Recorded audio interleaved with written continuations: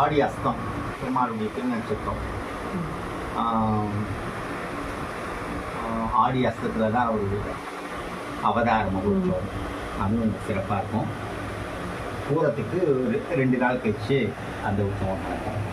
பெருமாளுக்கு கருட சேவை புறப்பாடு இல்லைன்னாக்க ஊஞ்சல் உற்சவம் அது சிறப்பாக இருக்கும். நம்ம ராமானுஜர் சிகையோட காட்சி கொடுக்குறாரு, ரொம்ப நல்லா அமைப்பாக அமைஞ்சிருக்கான். ஆமாம், இடம் பற்றி இல்லை, ஆனால் வந்து அவ்வளோ சிறப்பாக அமைஞ்சிருக்கு.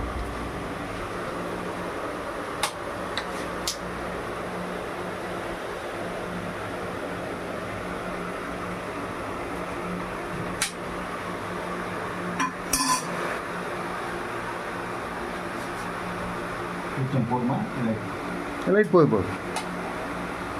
தாயாருக்கு மஞ்சள் மாலை. தாயாருக்கு வந்து இந்த மாதிரி கல்யாணம் ஆகணும், குழந்தை பிறக்கணும்னு இந்த மாதிரி பிரார்த்தனை வச்சு கட்டி கொடுக்குறா.